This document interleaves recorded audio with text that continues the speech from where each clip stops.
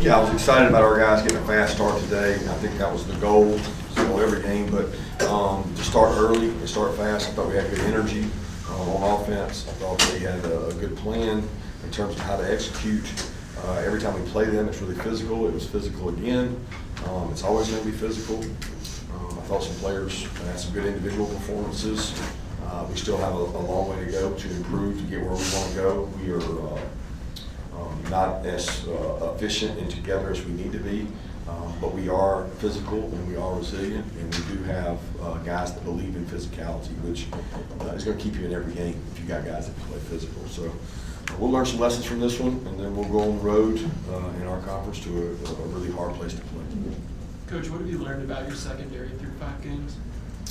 Yeah, we're a work in progress. I mean, we have some bad eye control moments where guys don't see what they're supposed to see. They will work at getting better. We're putting hands on people a little better. We're getting balls down, 50-50 balls. We've worked really hard on that. We've got to continue to do it. But I mean, I'm proud of the growth we've had and the development we've had. How satisfying was the offensive and defensive performances on 3rd down today, given what happened last week against Alabama? You know, I didn't think we played like as good as we can defensively 3rd down wise, and I don't know how to judge offense. I know the numbers say so, but I don't really agree with the numbers because we had a bad taste in our mouth to finish there with the young kids in where we gave up. I felt like we gave up some 3rd downs, but maybe we didn't. Maybe they were 4th downs, but it was just we can play better. Kirby, how good was it to see the payoff on C.J. Allen's punch out? Huge. I can't tell you how hard Schumann and defensive staff have worked. I mean, we sacrificed 10, 20, 30, like 30, 40 practice minutes, which are like golden nuggets. I mean, y'all 30, 40 minutes is nothing, but 30, 40 minutes out of a week to nothing but attempts and strip outs and targeting balls and punching balls is really big. And I mean, I didn't see it, but it looks like he used one of the tools that we had to punch it. Kirby, you always talk about physicality in this game and how it stands out to you. What stood out about the way you guys performed in that regard today? Well, we did control the line of scrimmages. We have a depth in our defensive line. We have some size, and I'm starting to look across our league, and I'm like, okay, we played this team, we played this team, we played this team, and we played these 10 teams, and I'm like, man, I feel like the defensive lines there's just less big bodies than there used to be in our league. Maybe they're spread out more. And SEC was known for super big physical defensive lines, and we're all a work in progress now. And the one thing that ours has been consistent on is controlling the line of scrimmage. And our offensive line has done a good job with the control of the line of scrimmage, at least for the game so far. You have to have that.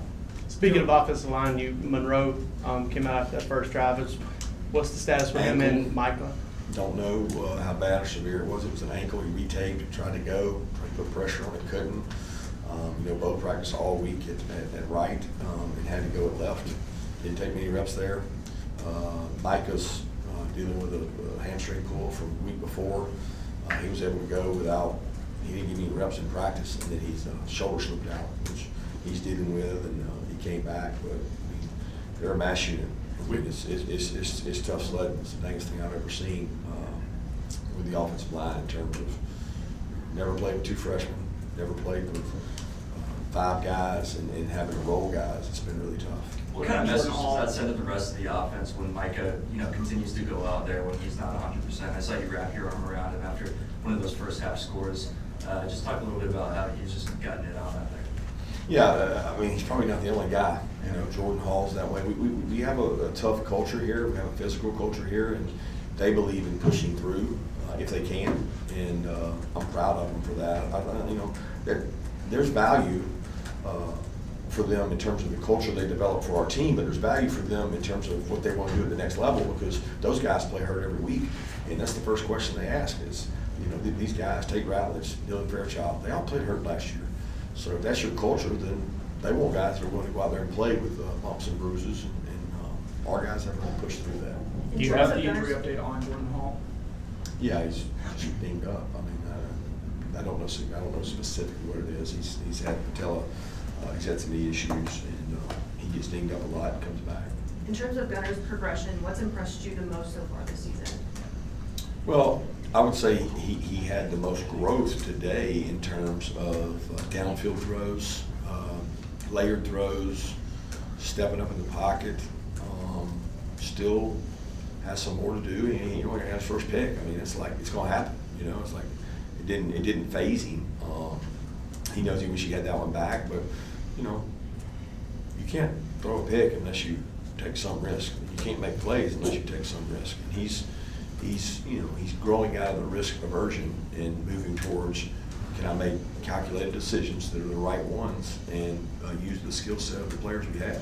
With Mo Hewley, just what has his progression been like, and what does it say about him that he's able to come in and play right tackle against Tennessee and then play pretty much the whole game at left tackle there? He's just a competitor, man. That guy loves football. He should be the poster child for fire, passion, and energy. He never stops cheering.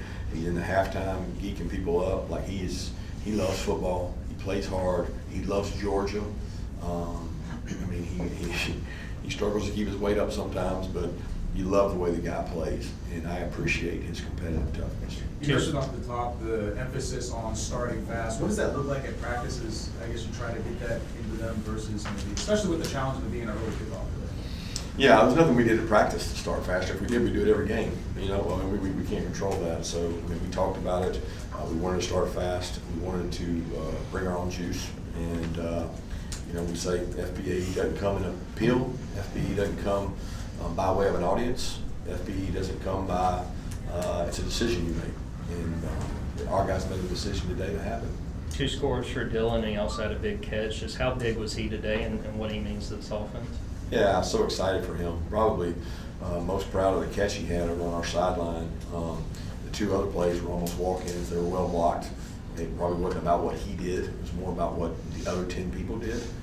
But Dylan has been very selfless since he's been here. He has not had many opportunities this year to touch the ball and make plays, and he is not complaining one bit.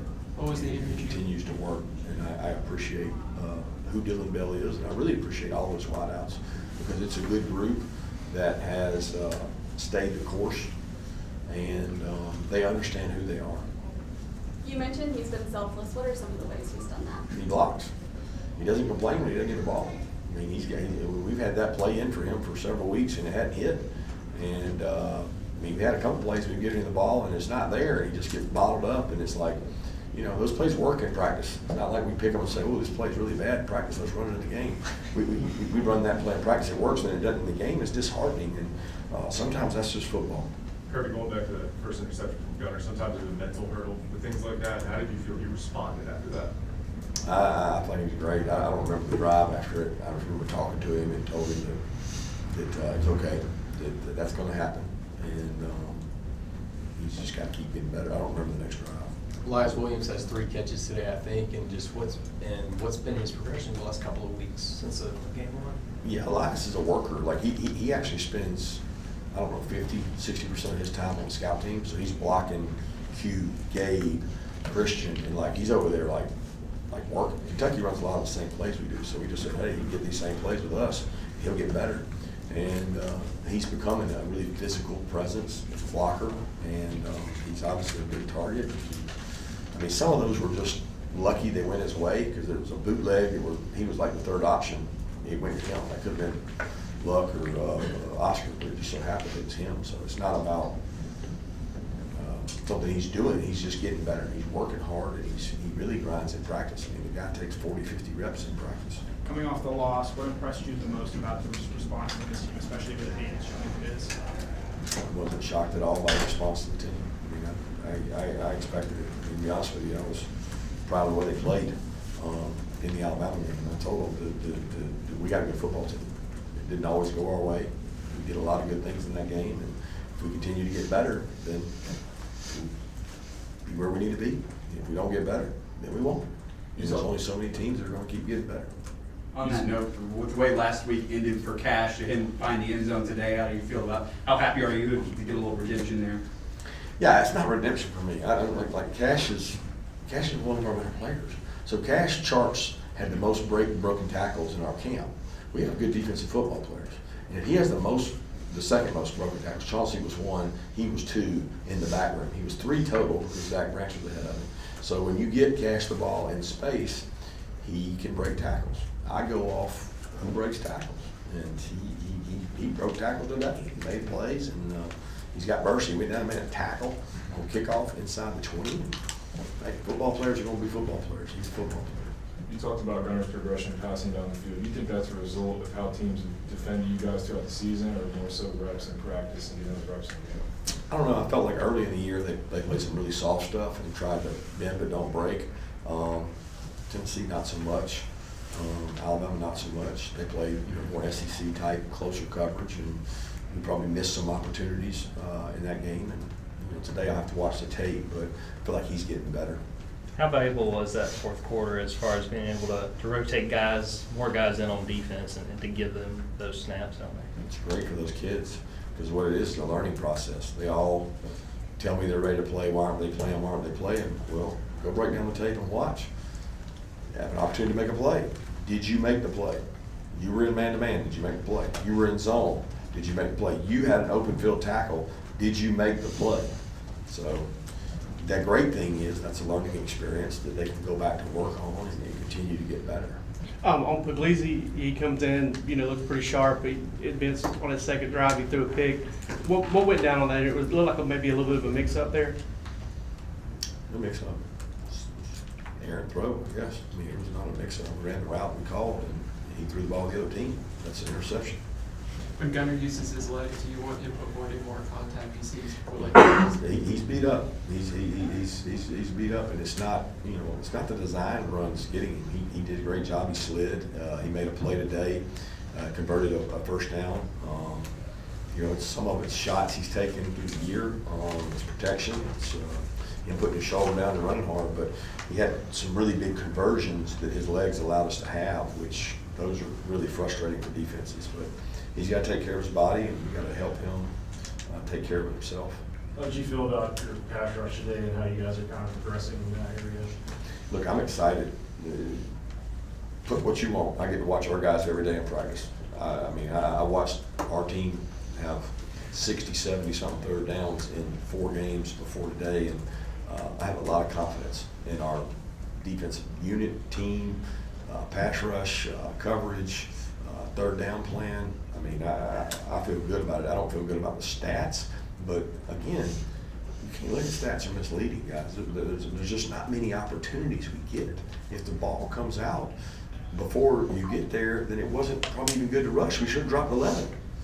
So it's one of those things that you can't equate to that. We need to do better. We need some guys that can win one-on-one inside. Ask them why they went fast on third down. Because they didn't want us to put people in there. If we were bad or I thought we had issues, they'd be begging those guys to come on the field. Hey man, y'all send in those guys on third down. They kept us out of it by going really fast. That's a mechanism we use sometimes because you don't want to face those guys. You mentioned risk aversion with Gunner growing out of that from earlier in the year. Was that a big mental hurdle for him earlier in the year, or is it just a natural progression? I think it was a hurdle for him. He wasn't risk averse. He was at times making decisions on, okay, this guy, that guy, what coverage it was, what am I doing with the ball? There was times that it was like, I'm gonna go run it with my legs, and then there was times that he had to, because we didn't protect it well. Go back to the early games. There were some times in there that the protection broke down on him, and as protection has improved, his confidence has improved. It's never gonna be perfect. You're never gonna block them all. You're never gonna win all your one-on-one blocks. They got good twitchy guys, but he gives us the element of when it does break down. Today, we've been talking about off-schedule plays. He gets an off-schedule touchdown run, I think, on a scramble. And then he gets an off-schedule hold on Dylan Bell that really would have been maybe a touchdown if the guy didn't hold him. So, teams have to account for what he can do with his legs, and that helps us. Have time for one more question? Kirby, you said this week that you worry about everything. Auburn's got 2 weeks between games. How much of a concern is tweaks they might make with the next week? Again, worry about everything, but the priority list is our team more than everybody else.